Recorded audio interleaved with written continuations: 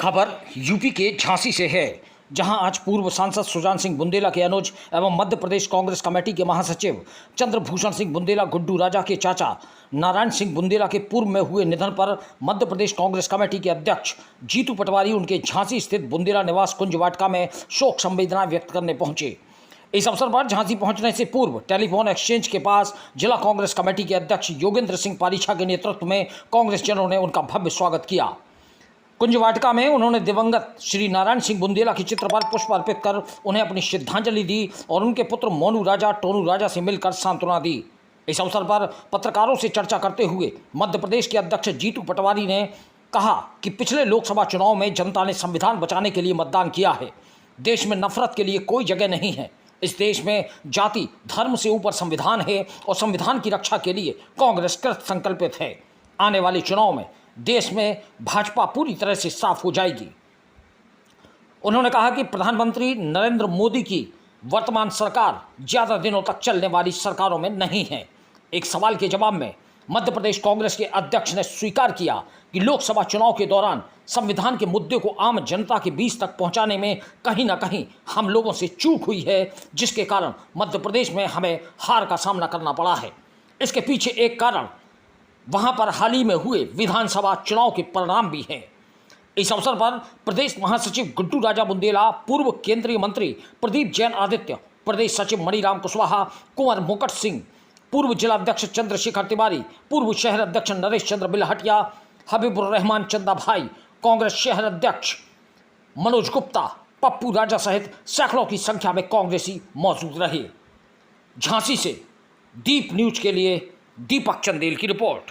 नारायण सिंह जी बुंदेला की नहीं अब यहाँ पे ज़्यादा अवसर पर मुझे आने का झांसी में आने का अवसर मिला। हमारे गुड्डू राजा बुंदेला जी अभी सागर से लोकसभा का चुनाव कांग्रेस पार्टी से लड़े थे। मेरे दोस्त हैं, भाई यार जिस तरह के देश के हालात हैं, लोकसभा के चुनाव के बाद जो परिवार के लोग संविधान से प्यार करते थे, जिन लोगों ने इस देश की मूल अस्मिता हिंदू मुस्लिम सिख ईसाई आपस में भाई भाई भाईचारे का जो नारा बुलंद करते थे, उन्हें नरेंद्र मोदी जी ने सबक सिखाया।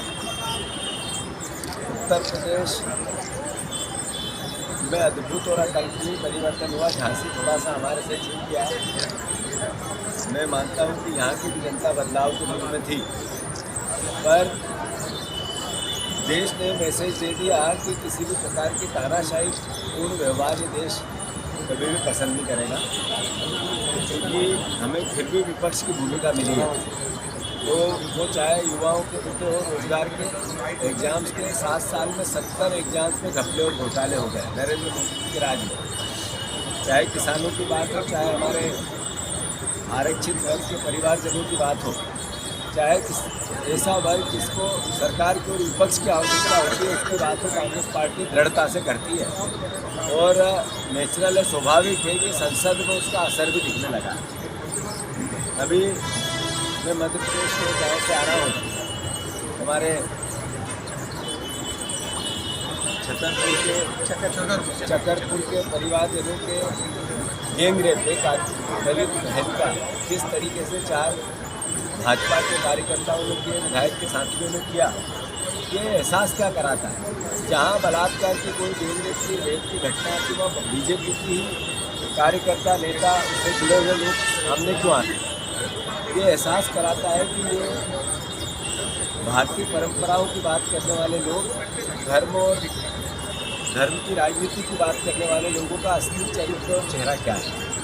मैं फिर से देश में परिवर्तन हुआ है और परिवर्तन देश के लोकतंत्र को मजबूत करने के लिए हुआ है। उत्तर प्रदेश मिसाल बनी। मैं आप सबके माध्यम से यूपी के परिवारजनों को बहुत साधुवाद करता हूँ, धन्यवाद देता हूँ कि उन्होंने देश को एक नई दिशा दी और ये दिशा देश में बदलाव लेके आएगी। जरूर इस बार देश में सरकार नहीं बनी है, पर ये सरकार नरेंद्र मोदी की 5 साल चलने वाली सरकार नहीं है। ये कुछ दिनों की मेहमान है। जैसा कि नीतीश कुमार का जी का व्यवहार है बार बार अपने विचार को बदलने का, जैसा कि चंद्रबाबू नायडू को भी जिस तरीके का प्रलोभन दिया गया उसके अनुरूप तो बजट में प्रावधान भी किया गया। तो ये एहसास कराता है कि ये सरकार बहुत दिनों की नहीं है। उत्तर प्रदेश में भी बदलाव हुआ है, तो योगी जी की हालत सबको पता है। बीजेपी के अंदर जो फूट भुआल मची हुई है, जो यहाँ के नेता एक दूसरे के खिलाफ इंटरनल षड्यंत्र रच रहे हैं, मैं मानता हूँ कि ये भी एहसास कराता है कि बीजेपी की जड़ें हिली और कांग्रेस पार्टी दृढ़ता से विपक्ष की भूमिका निभाती रहेगी और अपने विचार को आत्मसात करके सभी परिवारजनों को साथ लेकर कांग्रेस देश आगे बढ़े, इसकी भावना का सम्मान करती रहेगी। जीतू जी, संविधान से प्यार वाली बात आपने कही है, क्या मध्य प्रदेश के लोग संविधान से प्यार नहीं करते? एक भी सीट आपको नहीं दी? ये बात बिल्कुल बहुत गहरी है। ये वहाँ के जो विधानसभा चुनाव बहुत रिसेंट हुए थे और जो घटनाक्रम घटे वो सर्वविदित है। वहाँ कई कारण अलग अलग राज्यों के प्रांतों के अलग अलग रहते हैं। हम संविधान के मुद्दे को सही तरीके से वहाँ पेश नहीं कर पाए, ये हमारी चूक समझ लो या भूल समझ लो, पर अल्टीमेटली वहाँ भी अब परिवर्तन, जैसे ही सरकार का चेहरा साफ हुआ, अब बहुत बदलाव है। विधानसभा चुनाव में कांग्रेस की जो वहाँ लहर चली थी, इसके बाद भी अगर वहाँ पे चूक हुई है तो कौन जिम्मेदार है उसका? कि वहाँ पे विधानसभा के चुनाव में हमारी जो हार हुई ये चिंता का विषय थी और चूँकि अभी 5, 6, 7 महीने टोटल आज हुए हैं जब विधानसभा के चुनाव हुए और वैसे ही 3 महीने लोकसभा के चुनाव हो गए हैं, पार्टी बहुत बड़ा परिवर्तन कर रही है। निचले स्तर पर, ग्रामीण स्तर पर पार्टी की इकाई को एक्टिवेट करने की पूरी एक रणनीति बनाई गई है और उस पर पार्टी काम कर रही है। आने वाले समय में कई चुनाव कांग्रेस है। बार बार विचार बदलने वाले जिन दो लोगों की आपने बात की है, उनकी तरफ कांग्रेस भी देख रही थी सब कुछ जानने के बाद भी। मैंने अपना उत्तर दिया है, आप वेट करो, बहुत जल्दी फिर से विचार बदलें। धन्यवाद।